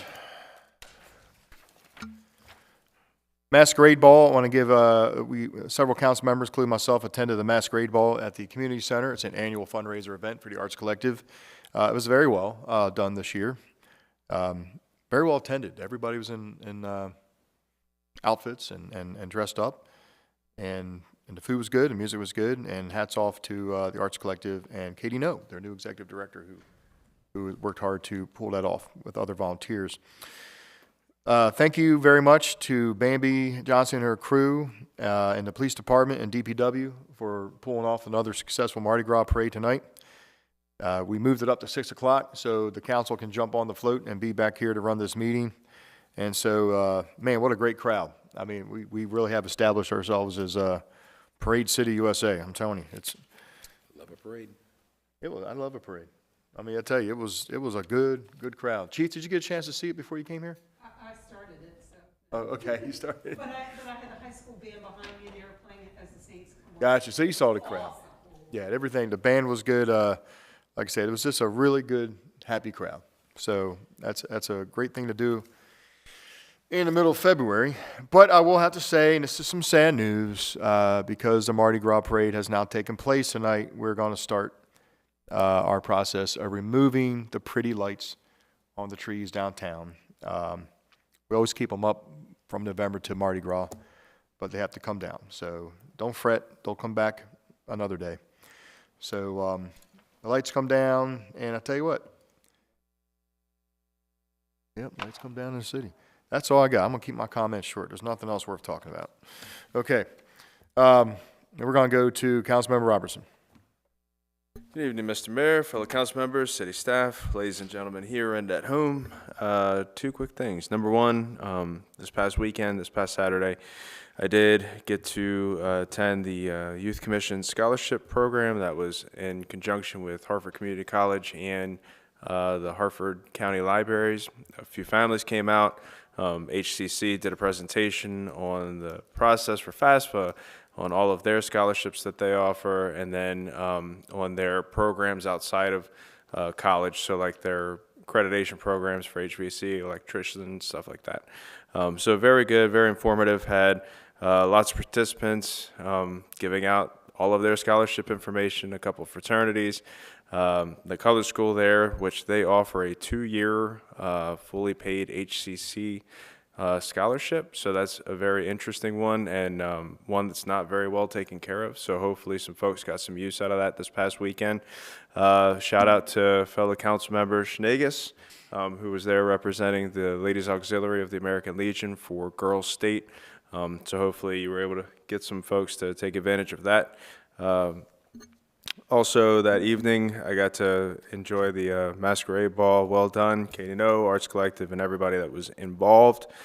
And finally, the Youth Commission will be meeting this Thursday, the 23rd at 7 p.m. here in the large conference room.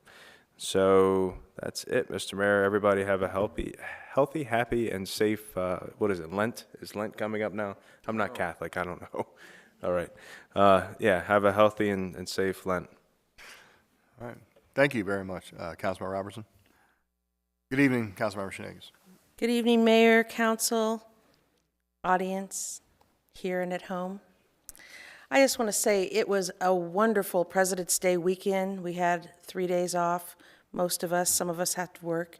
But when you live in a town and you work in a community where you see people thriving and enjoying the weather as it fluctuates, it's just a great place to be. Monday was just a nice time to see people out and about at Concord Point Lighthouse and the promenade and walking about in town. And it was just a welcoming sight to see and a prelude to the spring coming up.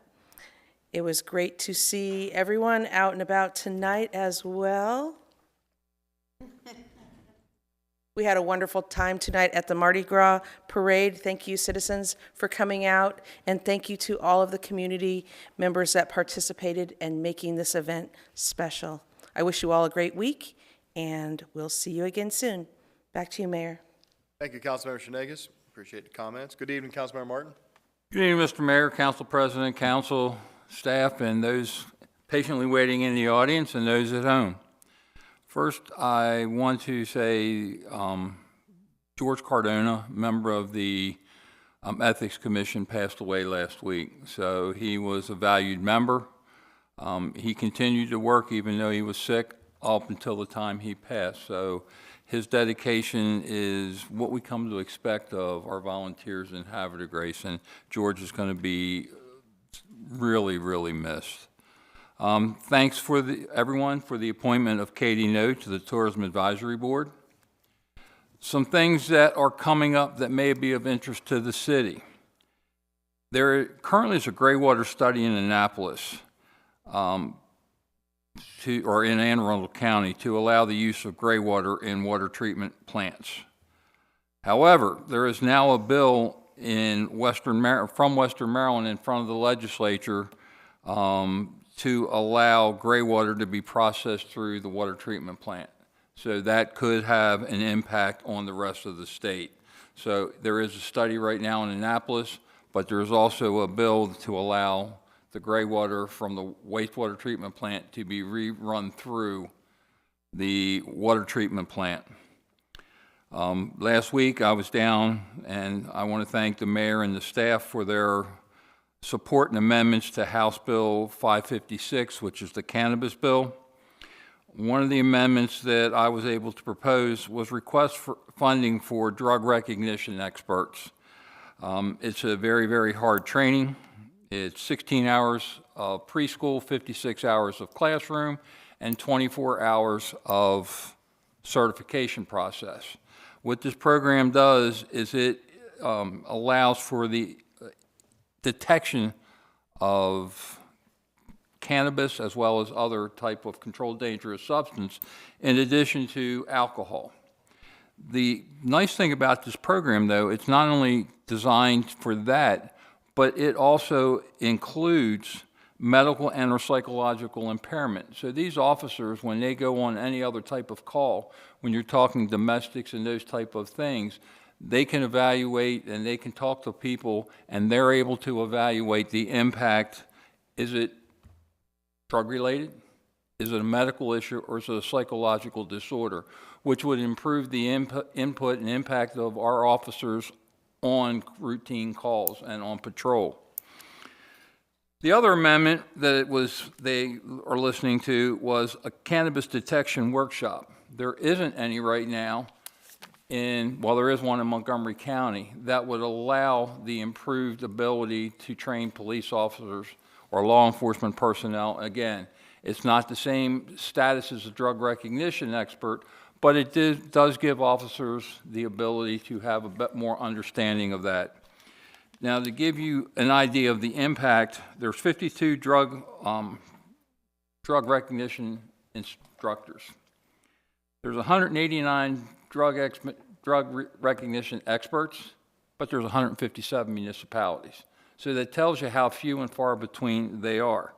There are 35 agencies in the state of Maryland that have DREs, and Havre de Grace is lucky to have 2. In order for the city to have officers trained, it's nice. The federal government actually, through the Highway Traffic and Safety Administration, pays for the drug recognition training. Trades for housing, trades for the course materials.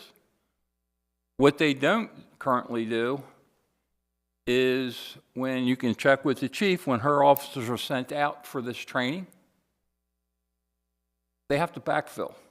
And when they're backfilling for these officers, it's done on overtime. It costs us for a patrol officer around $3,000 plus, and if it's up to a sergeant, as much as $8,000 to allow us to get one officer certified. So the request was for additional funding for all law enforcement agencies, because again, we're talking City of Havre de Grace, but when you're talking Montgomery County, PG County, their rates could be much higher than what is costing our department. So it was to increase funding to allow police officers in the police departments to get additional training that would help in the normal patrol officers' ability to perform their job. One of the other things out west, California, Colorado, all those, with the legalization of cannabis, there's been a 6% increase in injuries, accidents with injuries, but there's also been a 4% increase in fatalities. So again, we're trying to find ways that we can help identify and protect the residents of our community. With that, I thank you for your time. Thank you very much, Councilmember Martin. Good evening, Councilmember Boyer. Thank you, Mayor. First, I want to thank you and Council President Ringsacker for joining us with the Cub Scout Troop 967 for their tour of our City Hall. They had a fabulous time. We have a thank you card somewhere from them that we need to get so you all can have you can see it. But they were highly thrilled by it. I'll let you all know that the Street and Traffic Safety Committee is going to be meeting on the 27th of February from 6 to 7. Cultural Exchange Commission has a meeting on the 28th of February at 7. And that is it for now. Thank you. Thank you, Councilmember Boyer. And finally, we got business from the Council President. Mr. Mayor, Council, how's everybody doing tonight? I just got to check a date real quick to double check here. First off, that was a blast with the Cub Scout troops. We actually had so many of them that we had to break them into 2 groups. So one group went back with Councilman Boyer and the mayor, and I sat out here and talked about all kinds of stuff and talked about my scouting career and how much it meant to me and how much I enjoy being a scoutmaster. And then we swapped back and forth. We let all the kids sit up here, and then at the end I gave a little talk about what the Scout Oath and the Scout Law means and how they should live it every day and be helpful. Being helpful is one of the tenets of the Scout Law. And that's why we volunteer, and that's what Havre de Grace is about, and that's how awesome it was that they were here. So that was pretty cool. Speaking of my troop, on March 11th, we have our spaghetti dinner at Level Fire Hall. Don't know exactly the time. It's like 11 to 6 or something like that. I can't remember exactly. But if you want tickets, you can reach out to me. You can reach out to anybody in the troop. We have a Facebook page. But it's up at Level Fire Hall, and it's one of our main fundraising events. It helps the kids pay for summer camp. Summer camp is crazy expensive. So especially, I think past year it went up like almost $120. So any help we can get to come out there. It's $15 for adults. I want to say it might be like 10 for seniors and for kids like 12 and under kind of thing. So Don't quote me on the prices, but I know that's $15 for adults. I swear I've got so much stuff going on, I don't even read the tickets myself, I just hand people money. So we got that. Rec football signups should be coming out. They're still trying to nail down the dates on that. If you didn't sign up for baseball, you might be too late, but I bet if you reached out to somebody on the board, you could probably get on baseball, softball, t-ball. But yesterday was their last sign-up date, so hopefully you didn't miss out. I previously gave the date for the first, for the opening day, and I don't have that written down here, but I do have the Ducks Unlimited dinner for the R. Madison Mitchell Ducks Unlimited. That is April 15th, and that'll be at the community center. And last but not least, an amazing winter we're having. It's crazy warm. You see a lot of motorcycles out. It's supposed to be 74 degrees on Thursday. I know I'm riding my motorcycle to work, and I just ask you to look twice, save a life. You're not used to seeing bikes out there. It's wintertime. So look, just look for bikes. Maybe take an extra second at a stop sign, especially if you're turning left. Watch out for the bikes, okay, because they're out there. We get tons of them out there. It's becoming more and more popular over the years. So just, give them a little bit extra distance when you're cruising on the road. And like I said, look twice and save a life. Thank you, Mr. Mayor. Thank you very much, Council President. And we're going to go to item 19 on the agenda, which is going to be adjournment. Motion to adjourn. So moved. Motion by Councilmember Martin, seconded by Councilmember Shenagus. All those in favor say aye. Aye. All opposed say nay. Motion adjourned, carries 5-0 in the affirmative. The time is now 9:00 p.m. Thank you very much. I hope everybody has a safe couple weeks, and we'll see you at the March 6th council meeting. Good night, everybody.